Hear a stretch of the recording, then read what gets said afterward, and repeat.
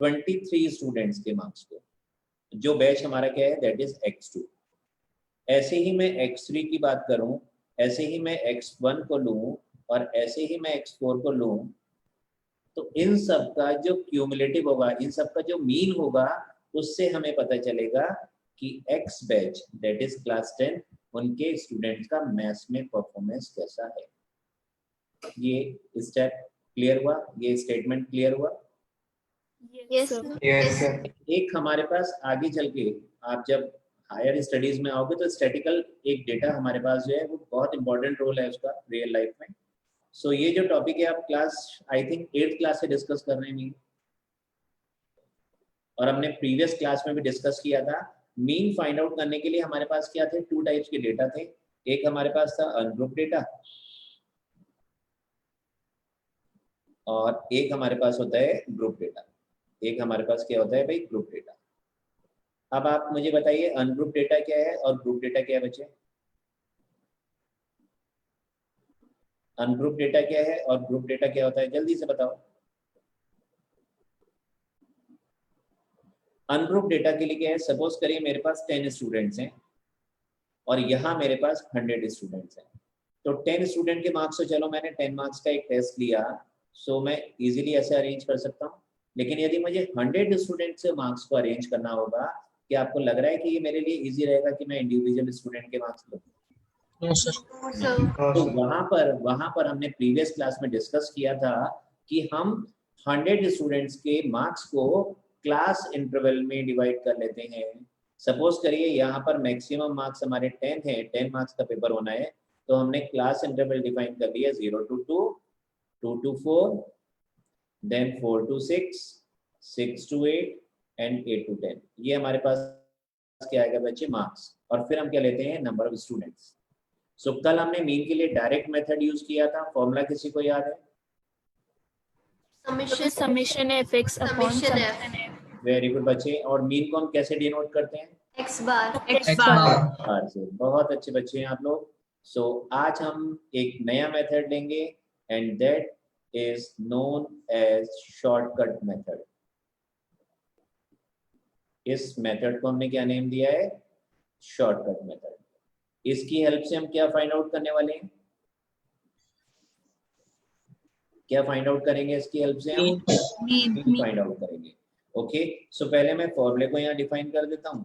Mean को किससे denote करते हैं, अभी आपने बताया था, एक्स बार। एक्स बार। सो ये होगा a plus summation F D over summation F. अब देखो मैंने बहुत नए नए लेटर्स यूज करे हैं आज। मैंने यहाँ पर a यूज करा जो मुझे पता नहीं क्या होता है, मैंने यहाँ पर d यूज करा, और f तो हम कल डिस्कस कर चुके थे। f मीन्स क्या होता है बच्चे? फ्रीक्वेंसी। अब हम यहाँ पर डिस्कस करते हैं कि बेसिकली ये सब है क्या, ये जो मैंने सिंबल्स यूज कर रहा हूँ ये क्या है।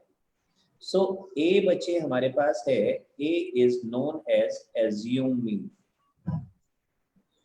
a को हम क्या कहेंगे, एज्यूम मीन। अब आप मुझे बताओ एज्यूम मीन मीन्स क्या हुआ, एज्यूम मीन्स क्या होता है? इमेजिनरी। यस बच्चे, जो हमारा एक्सपेक्टेड हो कि मीन हमारा यहाँ पर इसके नियर बाई आएगा, दैट इज एज्यूम मीन। अभी हम कैसे कंसिडर करेंगे ये अभी हम क्वेश्चन में डिस्कस करेंगे। d is known as deviation. d is known as deviation and d is equal to it is x minus a. Is it okay? Yes. ऐसे और कोई मिसिंग टर्म आपको जो नहीं पता हो? मैंने आपको बताया मीन को हम किससे डिनोट करते हैं, एक्स बार से। एक टर्म हमने यहाँ पर यूज करा that is A means assumed mean, अभी हम क्वेश्चन में डिस्कस करेंगे। And D is known as deviation, और डेविएशन होता है हमारे पास it is X minus A. So please formula note down करिए।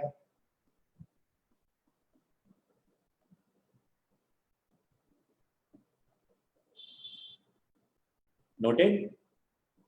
Yes sir. So now let's move to the question। और इस क्वेश्चन की वेटेज जो है वो 3 मार्क्स की है। सो इसमें तो हमारे मिस्टेक के कोई चांसेस होने ही नहीं चाहिए। सो हम प्रीवियस कल जो हमने प्रॉब्लम लिया था वही प्रॉब्लम में एक बार फिर से ले रहा हूँ, वही डेटा ले रहा हूँ जिससे आपका आंसर भी टैली हो जाए। हमारे पास नंबर ऑफ मेथड्स कितने हैं मीन फाइंड आउट करने के? Sir, 3. 3 मेथड्स हैं बच्चे। आज हम कौन सा डिस्कस कर रहे हैं? Second method. सो ये हमारे पास है frequency, it is 7, 10, 15, 8 and 10। Okay, examination time में आपके पास क्वेश्चन आता है फाइंड द मीन, और वहां पर मेंशन होता है by using shortcut method, step deviation method, तो आपके पास चॉइस नहीं है। और अदरवाइज आपके पास क्वेश्चन आता है फाइंड द मीन, तब आप बिल्कुल फ्री हैंड है, आप कोई भी मेथड यहाँ पर ऑप्ट कर सकते हैं। ओके, सो मुझे बताइए आपने प्रीवियस क्लास में मीन फाइंड आउट करने के लिए फर्स्ट क्या चीज फाइंड आउट करी थी? Sir, X. वेरी गुड बच्चे। इस x को हम क्या कहते हैं? Sir, class limit. यस, इसको हम कहेंगे बच्चे mid value of the class interval. Okay, अब मेरे को आप लोगों में से एक रिस्पांस मिलना चाहिए कि हम x कैसे फाइंड आउट करते हैं। Sir, lower limit plus upper limit divided by 2. Very good बच्चे, it is lower limit plus upper limit divided by 2। So 0 plus 10, 10, 10 divided by 2 is 5। कल मैंने आपको एक शॉर्टकट बताया था, क्योंकि ऐसे तो हमारा टाइम ज्यादा लग रहा है। 10 प्लस 30, 30 डिवाइडेड बाय 2। मैंने कल आपको एक शॉर्टकट मेथड बताया था कि यहाँ पर इंटरवल कितने का है हमारे पास? Sir, 10. 10. 10 का। बच्चे 10 इसमें ऐड करिए, 5 में 10 ऐड करेंगे तो कितना हो गया? 15। अगेन 15 में 10 ऐड करिए, it is 25, then it is 35, and then finally मेरे पास आ गया 45। बेटा क्या इस स्टेप तक किसी को भी कोई डाउट है? No sir. No sir. तो बच्चे मैं नेक्स्ट स्टेप पर आ रहा हूँ, और ये जो मैंने टर्म यूज करी है दैट इज डी। अब मैं इसको यहाँ पर इंट्रोड्यूस करने वाला हूँ, और d इज इक्वल टू होता है इट इज x माइनस ए। लेकिन अब मेरे लिए प्रॉब्लम है कि ये a बेसिकली है क्या? बच्चे अभी मैंने आपको बताया था कि ए क्या होता है? Assume mean. Okay, assume mean के लिए हम क्या करेंगे, जो भी हमारे क्लास इंटरवल गिवन है इसके नियर बाय मिड वैल्यूज पर आ जाइए आप। इसकी मिड वैल्यू क्या है बेटा हमारे पास? 25। ये कोई भी हार्ड एंड फास्ट रूल नहीं है कि आपने एज्यूम मीन 25 ही लेना है। आप एज्यूम मीन एक्स में चूज करिए। एज्यूम मीन हमेशा किस में चूज करेंगे हम? x। कंफ्यूज मत होना, फ्रीक्वेंसी से कोई मतलब नहीं है। एज्यूम मीन हमेशा किस में देखेंगे हम? x में।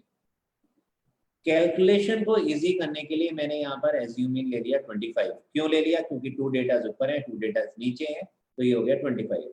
यहाँ पर एक डेटा मैं इंक्रीज कर देता, सपोज करिए मेरे पास यहाँ 55 भी आ जाता, तो मैं 25 और 35 में से किसी एक को चूज कर सकता था।